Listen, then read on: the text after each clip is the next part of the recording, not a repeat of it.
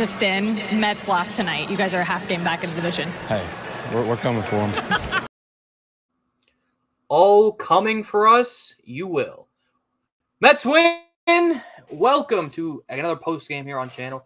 My name is Andrew Acevedo, or I'm Rhino on Twitter. As always, Metsfan is here. Mets sweep a doubleheader from those pesky Atlanta Braves. They won. It should have been 8-2, but it was 8-5 in game one because thanks to Yohan Lopez, and 6-2 in the nightcap. Max Scherzer was dominant. David Peterson was solid. The offense was what they used to be with no homers, but chipping away with little singles and dinks and dunks. And, hey, taking advantage of baseball plays, you know. Dansby Swanson makes like 3 errors. You take advantage. And obviously in game one, Chungus and the boys. So, Mets fan, what do you think overall before we go break down all the individual accomplishments? The first game, you knew that you were going to have some taxing. From last night, scratch that, what I just said. From last night, you had Trevor Williams clean up about 4 innings. And from Taijuan Walker's start, definitely saved the bullpen. It was definitely big. And regarding a Peterson short outing, you were able to bring in some arms that were able to pitch. And it sucked that we had to use Diaz in that first game, but I mean, at the end of the day, they got the win. The bullpen still has some major concerns to it. And again, like we've said, they're just relying on guys to stay healthy to be key pieces to this bullpen, and they're not healthy yet. So we're kind of just waiting as of right now. Trevor May's back. Did his usual thing, giving up a home run, not much damage. Max Scherzer was fantastic tonight. David Peterson scared the living crap out of me through the entire game, but didn't give up anything. I mean, great 2 games today. And then the 5th and final game of this series, which is a must win. You have the best pitcher in baseball taking the mound. So this is going to be fun no matter what. Let's hope that we can score for them tomorrow. And that's pretty much about it. There were so many different events that went on in these 2 games that you probably will just have to recap what happened in the first 2 games, because it all just went by with different flicks and everything. 18 innings of baseball, you forget a lot. Yeah, so we'll break down. Start with game 1. Peterson took on Jake Odorizzi. Pete went through first half, but the Mets jumped on Odorizzi early. Marte, Lindor get on. Pete with an RBI single, making it 1-0. Scoring Starling Marte. And then the Chungus himself, Dan Vogelbach, ripped the ball down the right field line, made it 2-0. Then later, going into the third, Jeff McNeil with a nice little RBI single, desperately needed to get a big hit. Yes, he's been getting a couple of weak singles and stuff, but not coming up into big RBI opportunities. He came up with a big hit there. And then Francisco Lindor in the 6th he walked Marte to get to Lindor, and he got a fastball out of the middle of the plate and drove one. We thought it was a homer. It hit the top of the orange line and scored, and was called a 2-run double. Then we get to the 7th. Who came in the 7th? It was... Who was in the 7th? Let's see. I wish I could tell you. Who pitched the 7th? Who the hell pitched the 7th? Darren Ruff, stayed in the game. Lugo. Lugo got hit up around a little bit. Lugo came in, did the job. And then obviously the Braves chip away. Acuna adds a run. Made it 5-1. Matt Olson, RBI bloop single. I remember this was a little flare in the right field in front of Marte that scored. Then we go to the bottom of the 7th, and Mets get a couple of men on, and the guy who desperately needed a base hit in the worst caliber way, James McChicken, loops a single in the left field for an RBI single. Starling Marte got a nice little RBI single, and then a sacrifice fly that went to the warning track for Francisco Lindor, his third RBI of the game. And then we go to Yohan Lopez in the ninth inning. Matt Olson drives in Austin Riley. Robbie Grossman left-handed, which he sucks against righties. He find a way to hit a double and score a run.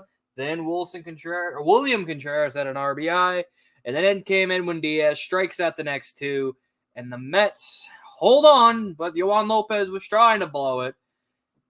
But you look at the final lines for everyone. David Peterson did throw 5 1/3. Acevedo gave up the run. It was Acevedo. No, it was Luka. It was Luka. It's my bad. But he took Peterson out with 5 1/3. I think it was a righty was up. I think it was Austin Riley that came up. That they took him out after he got out Olson, and then there was some, should they have kept him in? Him going 5 innings, 5 1/3, 5 strikeouts, 3 walks. You don't like that, 3 hits, but a goose egg in the earned runs. Obviously, me and you have been, unlike the rest of Mets Twitter, we do not trust David Peterson worth anything, but a good start in a big series against the Braves helps. Again, he did the same thing in Atlanta, minus 1 bad pitch to Matt Olson. He has done well against the Braves, but what did you see from today? Still seeing a lot of control issues, but hey, he's gotten through it. He pumped me up, got the ground balls, kept the ball from going into the air, and I, he shuffled through, what was it, 5 1/3? I mean, oh my God, it's never easy with this team, and he's kind of developed that whole, I'm a Met and I need to make everything very stressful, but oh man, he pitched great. Yes, sir. And again, Lugo, it looked like he was going to get off clean, and then he just what happened to him?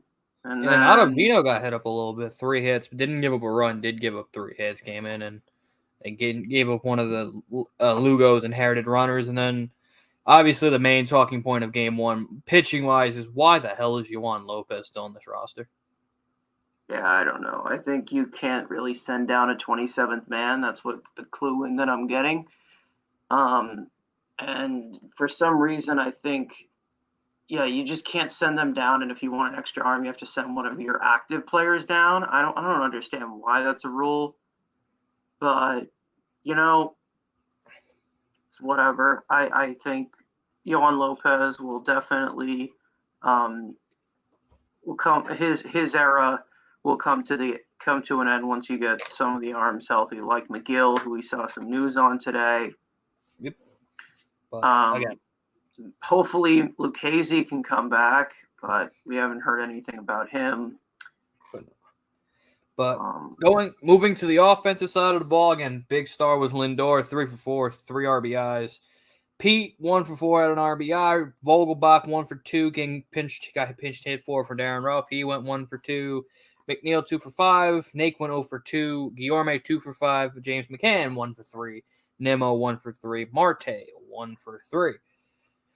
So, move into the nightcap, and kind of just like last time, the Mets had a doubleheader. Max Scherzer pitched game 2, and I joked, hey, Max, I need a complete game out of you. Well, this was Max Scherzer to a T. This is what you pay $43 million a year for. 7 innings, 4 hits, 11 strikeouts, lowered his season ERA to 1.98. And unlike the Yankee game where he got through 7 shutout innings, but got hit around, this one was pure domination. The Braves couldn't hit water if they fell out of a boat against him. Slider, Acuna was looking lost. Ozuna definitely looked like he didn't beat a woman in a while. And again, gets 7 innings to go to the bullpen, and then here comes Michael Givens. And this has been 2 out of 3 appearances where he's getting hit around, gives up the hit to Acuna to drive in a run, but gets out of it, only giving up 1. And then, like you said, Trevor May came in the 9th, gave up a homer to William Contreras, but finds a way to close the door. there's arms out there. I know we potentially will be making a video on the ESM channel talking about how aggressive should the Mets be on waiver wire claims. But Billy Epler being, this is the only move we're getting because we didn't want to pay the price for relievers. Yeah, you paid for a pile of shit, Michael Givens. But what do you think? I think Givens can be a fine reliever. I just think it's just not the move they needed to make. They needed a lefty, and the fact that they're banking on, whether it's Joey Lucchesi coming back or if they think Joely Rodriguez is going to be the top lefty guy, or if they think Josh Walker could be called up and do this, or something like that from the left side. They have thin options. From the left side, I think all of these options can be good options, but they're not the top tier guys like Chafin, who could have came in, and even Joe Mansupply, who they probably could have went after, but they didn't. Michael Givens, my problem with him is with my problem with every pitcher. When pitchers can't throw strikes, they're very vulnerable, and I can't really stand it. Guy can't throw a strike, but he gets a lot of ground balls. I mean, he can manage contact very well, but I'm not banking on this guy being a top guy where I'm like, okay, this guy's my definite seventh inning guy. And I don't even know. Trevor May as well. He still doesn't look 100%. He looked a little bit better today before he gave up the home run. Getting actual strikeouts, that's what he was known to do before he signed this 2-year deal with the Mets. Wasn't getting strikeouts before he got injured, middle of May.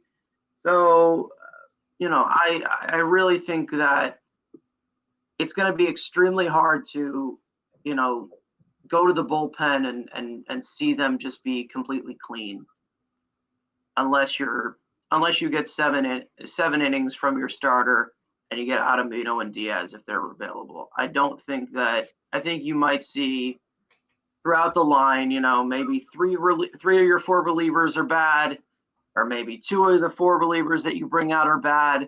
But I do not see any bullpen outing where you don't see at least one crooked number there, because there's just not really many guys that you can trust. And most of the guys that you do trust are hurt. There's 2 guys that you trust. One of them is 36 years old. One of them is a closer. And that's it. So, they've all had their good moments. They've all had their bad moments, but this could easily blow up in their face if they don't fully stay healthy as a pitching staff. Just got to get those key pieces and back. Billy Epler opening his mouth. Oh, there's a very, expanded, what was the word he used? Expanded reliever market, and this is what you come out with? Not a good look. Yes, you're waiting for guys to come out. Yes, could Tyler McGill be the high leverage guy? But we don't know, one, if he can even do it.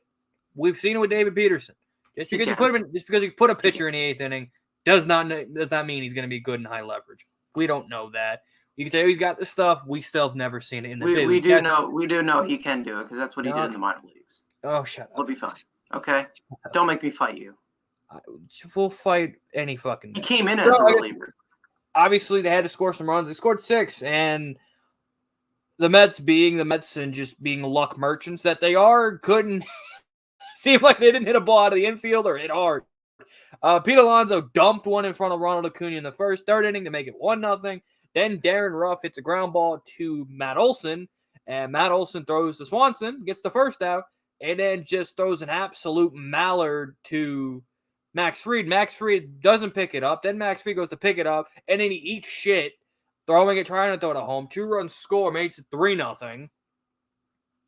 Then you have Mark Canha coming up, who has been god-awful with wrist in the last week. Comes up, Ruff and Alonso second and third. Hits a ball to, down the line, Riley makes a beautiful backhand stop. Throw home. It's a high throw. D'Arnaud does a pirouette spin move. Pete's Chungus goes right in. Somehow his cleat touched home. I don't know how. Travis D'Arnaud walked, because that's a big human being going down in your lower half. and to have Pete barely, again, he did a good job blocking the play, but yet finding a way to touch it. And then obviously it was under review. Pete gets his high accelerated heartbeat by throwing out his shoulder for a celebration to make it 4-0. Then, like we said, in the 8th inning, Michael Givens comes in. Will he make a video? What? Oh, God. And then obviously Michael Givens comes in the 8th inning. Ronald Acuna RBI double. And then, here we go. It's 4-1. Then the 8th inning, and Eduardo Escobar legs out a double as a left-handed batter. He got a hit against the righty. Gets on second with a double. And Tyler Naquin rips one in the left center field. That brings him home. And then whoever had this on your bingo card, you might as well won bingo.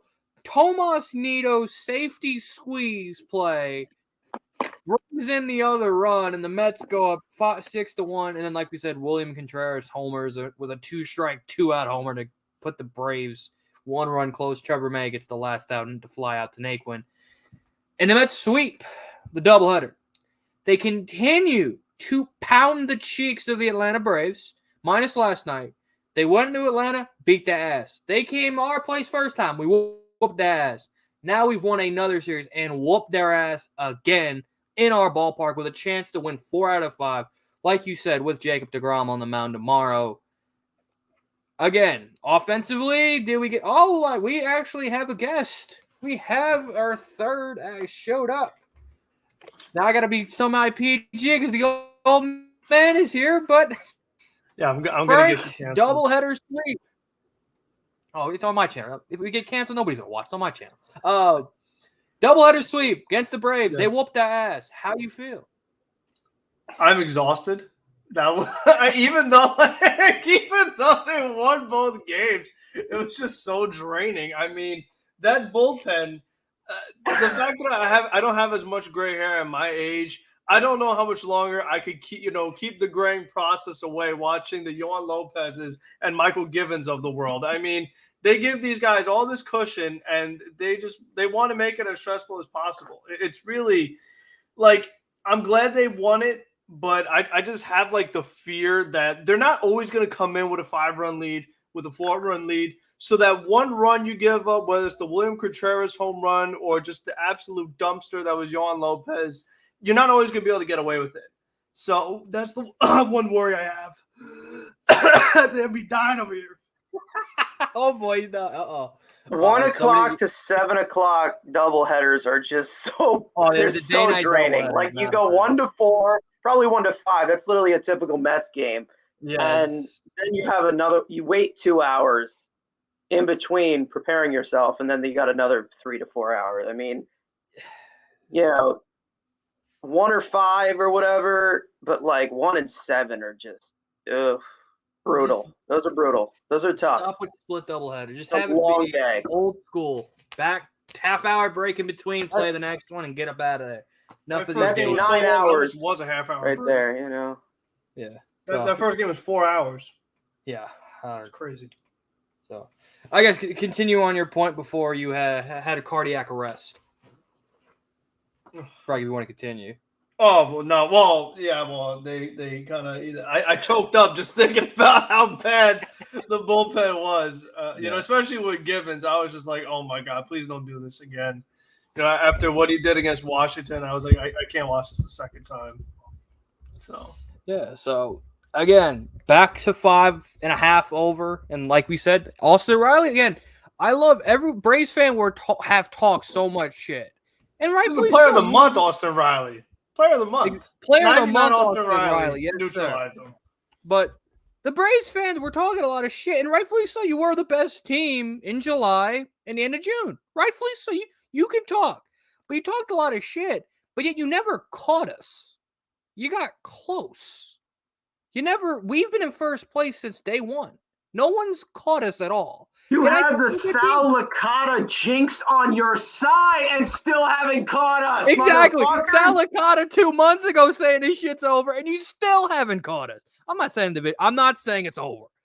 But this series has put that fear of I scare the Atlanta Braves in the back pocket. Yes, Yohan Lopez implosion. He's not going to be here in a month. Or he better sure? be. He better not be here in a month. He kind of, I mean, with the Tommy Hunter injury, it's like, I don't know. Get to that. I don't know in a video. Maybe we'll talk about it again. But there are better arms to freaking add Yes. instead of Yohan Lopez. Full-time Medina, please. I mean, yes, he's back. Leave him on the roster, please. I hope so. But Medina, my boy Medina. But Lindor has continued to be red hot. I think we said it earlier. 3 RBIs, 3 hits in game 1. Another RBI, I believe, in today's. No, she scored 3 runs in today's game. Frank, obviously, I wouldn't say you were a Lindor hater, but you did say some stuff on Mets Weekly. Not bad, but you were expecting better, obviously, as we all were. I think I saw an SNY tweeted out the last month and a half. He's hitting like 333 with like an 890 OPS or whatever. Since What do July you think 1st, is? I think it is. Yeah, July 1st. What do you think you've seen differently from last year to this year? And what do you hope that can he keep this up, or is he going to go back like he did, where he had the really good April month in May, he kind of June, now he's real hot again. Can he keep this going? I think regardless, we've seen a much better Lindor this year than last year. I feel like his strikeouts are down from last year, I think. I feel like he's not striking out as much. He looks a little more patient. What I liked about Lindor is that I feel like he's been taking a lot of walks lately. And it's just been so important with how good Pete Alonso's been this year, where Alonso banged right after him. Just get on for Pete. And then if he hits that 2-run homer, bam, you're going to score regardless. And Vogelbach right behind him. So Lindor, he's had games where he's drawn like 3 walks or something like that. So that's really helped Pete Alonso get all those RBIs. And I'll tell you what, Lindor's getting pretty close. He's right now at 267. If he could be in that 270, 280 range, I think that's what a lot of Met fans were hoping for. They're like, no one doubted the defense. No one doubted the runs driven in. But everyone's like, oh, but he's hitting 230. He's hitting 240. Oh, blah, blah. If he could be in that, because that's where he was in Cleveland. Like, he was around 280. So if he's in that 270 range, I think that would be much closer to the guy you paid for. And it just seems like he's stepping up in the big moments. 7th inning, runner on, he's getting the hit, or he's just doing something to help the team win ball games. And a thing that they were talking about in the first game is just how much he's played. Like, this guy hasn't missed a single day. He's just been an Iron Man for this team, not DHing. He's playing shortstop. So he's definitely done a lot for this team, showed a lot of value. And that's why you give the same with Max Scherzer. Like, you're seeing the value in these guys where they do so much to help your team win big ball games. These games that really matter. These big time money players are the ones that have to step up in those high pressure environments. So we've definitely seen Lindor do it, and I hope he can keep up. I don't think he's gonna hit 333 the rest of the year, but you definitely can see the improvement from last year, no doubt about it. God, it just hit me. Imagine if we still had the Wilpons running the team right now. You wouldn't have Scherzer here or Lindor. You would have Scherzer, Lindor. We would have had. You would have James McCann. Yeah, you might have. Yeah, maybe. You had Ramos, so that was just like a swap. So you might have still had him. Speaking Ramos would have been re-signed.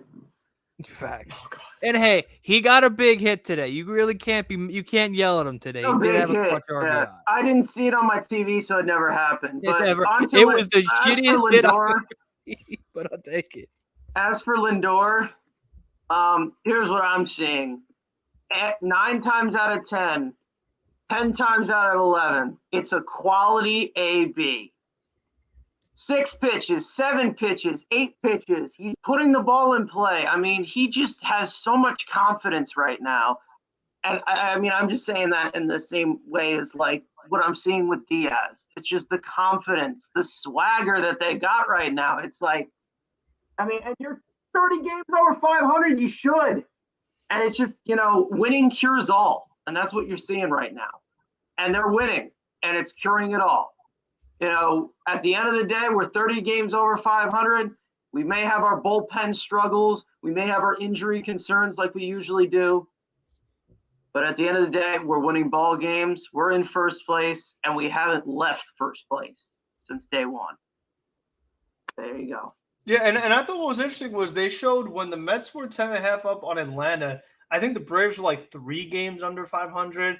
So again, it's kind of that whole thing of like when Atlanta gained all that ground, it wasn't so much that the Mets played bad. It was just that the Braves finally played well. Like the Braves weren't going to stay under 500 the whole year. So, for the Mets to be 30 games over right now, they're 5.5 up after the doubleheader, Yep. right? Is it 5 or 6? 5.5. Whatever. It's 5.5, 6.5. So that's just a really good sign. And with DeGrom, like you feel like you have a chance to do it, but it all comes down, just give him just a little bit of run support, and then they'll take over. One thing that I don't know if you guys talked about it, but I was a little worried with how they pushed Acevedo. I wasn't worried about the effectiveness aspect. Like I knew Otto would get out of it, but I was like, do we need him to throw 30 pitches up 6? But then when Lopez comes in, it's like, I guess you do. Like it's just the stuff like that where I just don't want them to. And I was surprised that Diaz even pitched. I thought after the 6-out save, he would get maybe at least 2 days off.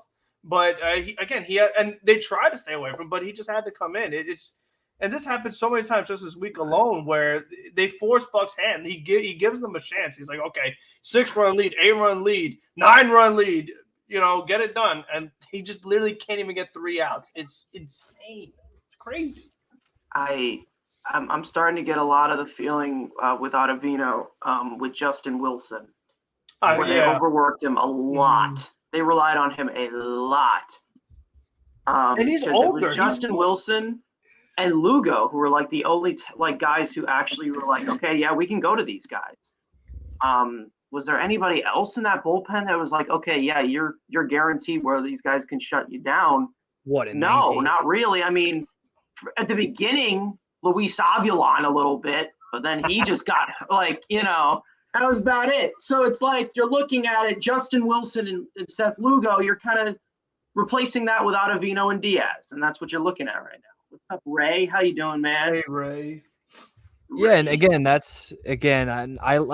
the deadline acquisitions offensively, you can't bitch.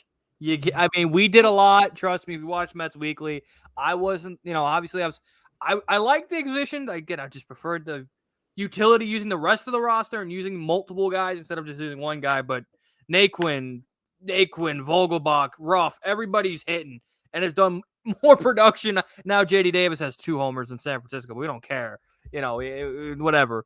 But, he's using the platoon right. And now, like in a big spot, if righty was on the mound and like in the 9th inning, we go back to the Padres, Taylor Rogers and Tomas Nito's got a hit.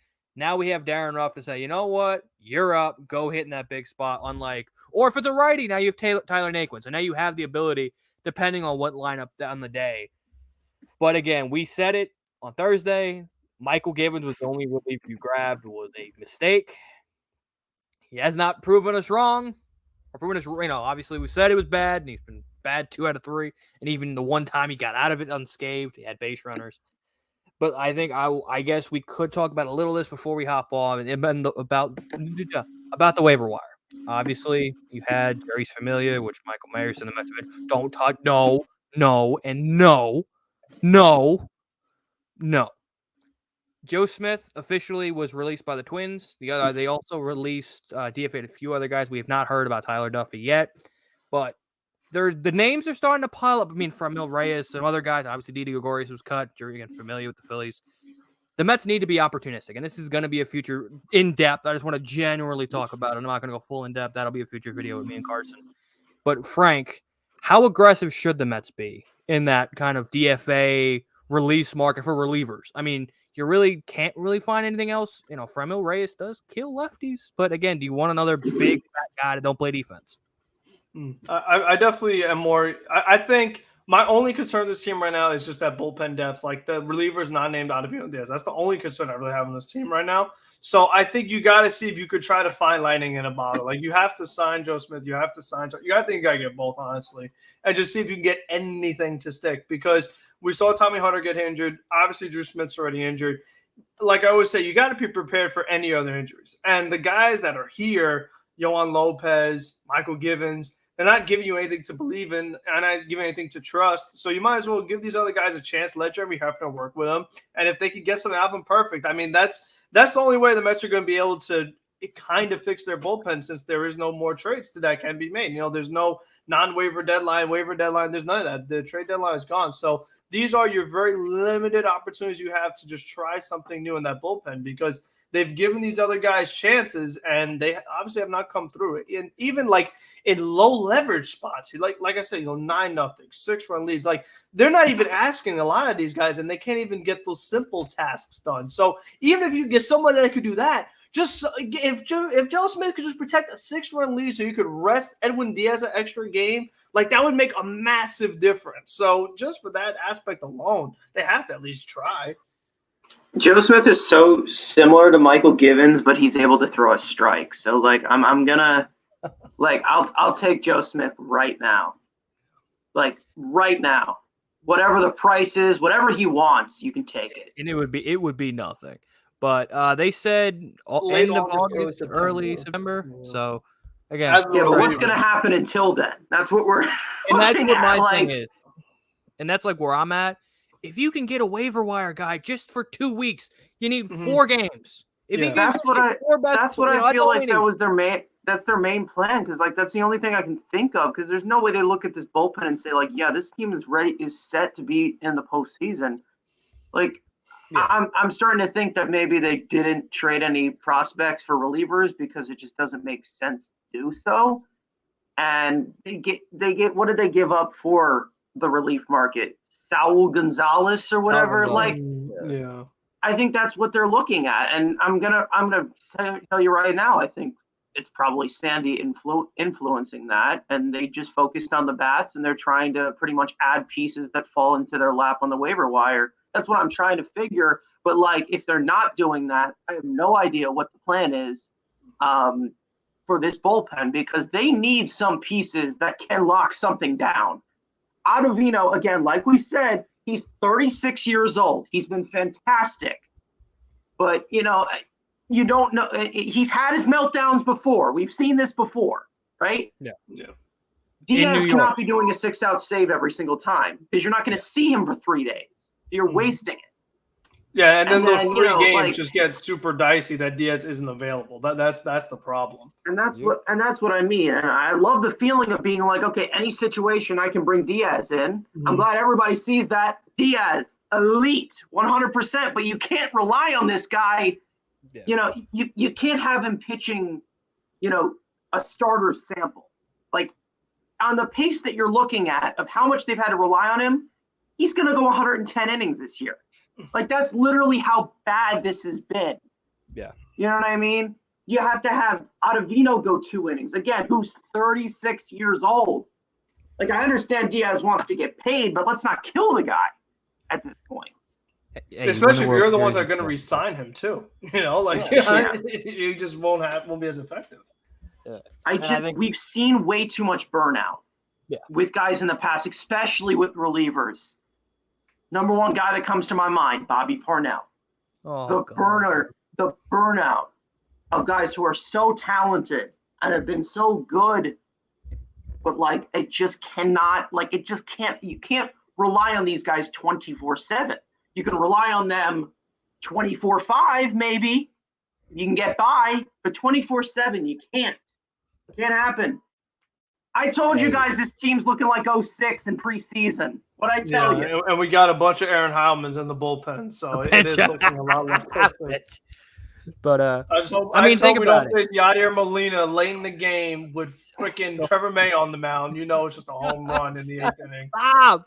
Don't put that in the universe, Frank. We gotta play the Cardinals. A lot of these guys we got here are worse than Aaron Heilman. I'll tell you right now.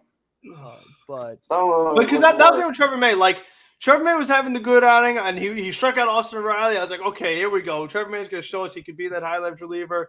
And then it's just like that one pitch. Oh, Brian, it's just like Trevor May. Every time. Give up at least every one fucking time. This guy has to give up a fly ball at least once. It has to happen. Like, it 100% has to happen.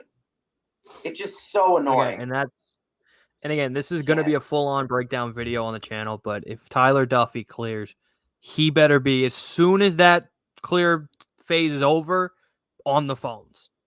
Because that's, again, a former guy 2 years ago, a high-leverage guy. Like, this isn't like, he was in the 6th inning. Like, this was the bridge with him and Taylor Rogers. That was the 8-9. Those are the guys. And, again, we need 2 weeks, maybe 2.5 weeks, depending on McGill and Lucchese, whatever, other reinforcements. If Drew Smith ever decides to pitch again, who knows? But you need 2 weeks out of him, and that's what I need. 2, so that's 4 to.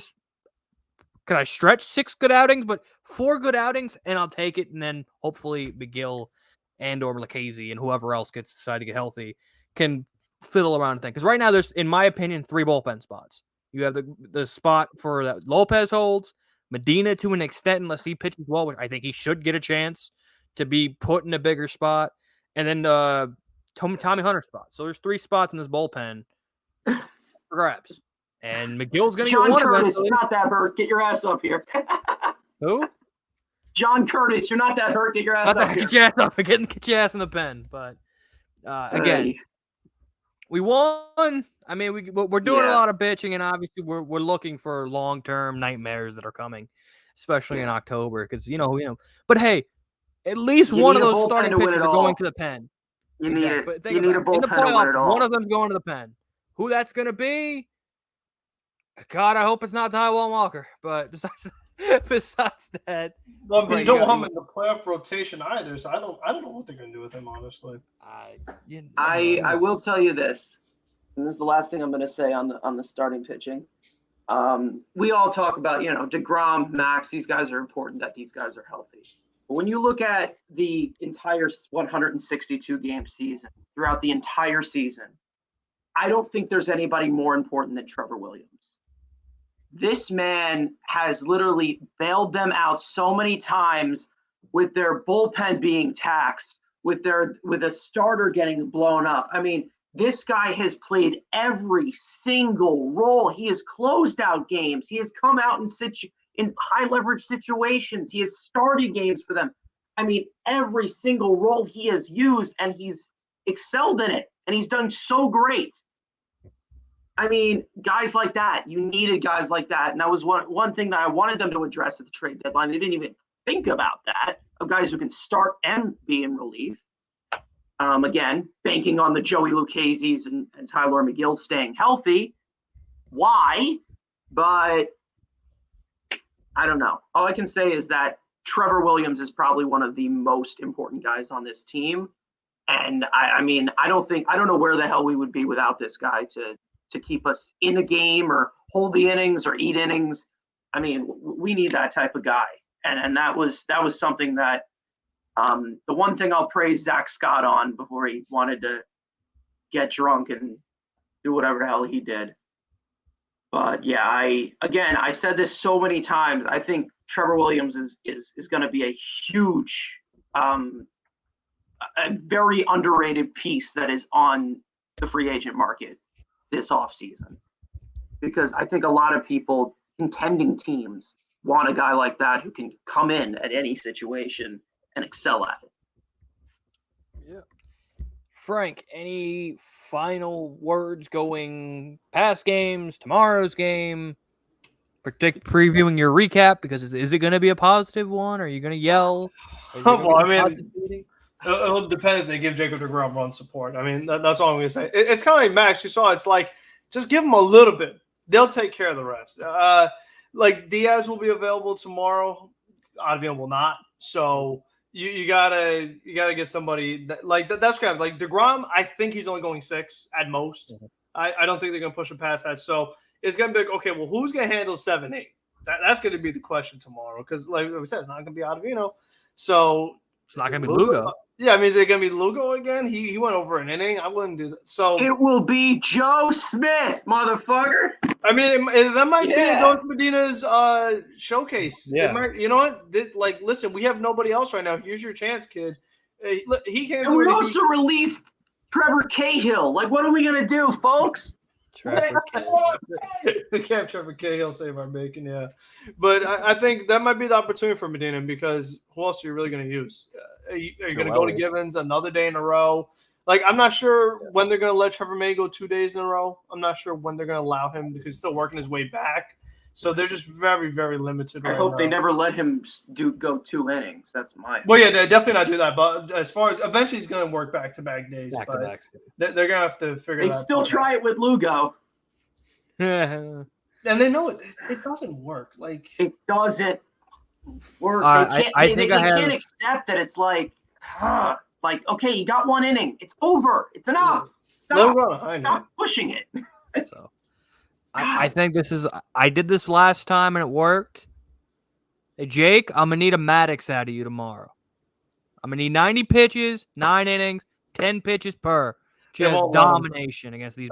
Even with a Pitch to low pitch contact. count, I don't think they'll. I let want him. 0 strikeouts. I want a bunch of ground balls and fly balls. They're gonna get him to 75 tops. That's what I you would get. hope they push. Yeah, I think it's either 75 or 6 up downs. Because you could tell it was 60, or whether it was either 5 innings or 60 pitches. They got to that limit. Yeah, I think they're gonna do 6 and 70. They're gonna go 70. They're gonna do 75, 70 or 75 pitches, and that's what they're gonna do. They're just gonna keep easing it in, and then it's and then the leash will get longer if he feels good, because we all know that he can go that distance, but it's all about how he feels. That's it, and how he feels the next day as well.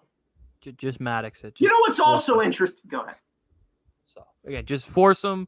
Go 5 pitches an inning. Pitch to contact. Those strikes, and you get out of the innings early. No, we like gas. We like strikeouts. No, we like innings pitched right now. Just look. Yeah, anybody's going to make contact with a Jacob deGrom pitch regularly. All right. Okay. Throw a 98 mile, man. Let them slow it down. You guys No. So it's on that gas note, time. 5.5 over the Braves. 30 games over 500. And did we realize we didn't? How did we not make this joke yet? Today was their 69th win of the season. The nicest win. And think about it. The nicest win comes against the Braves.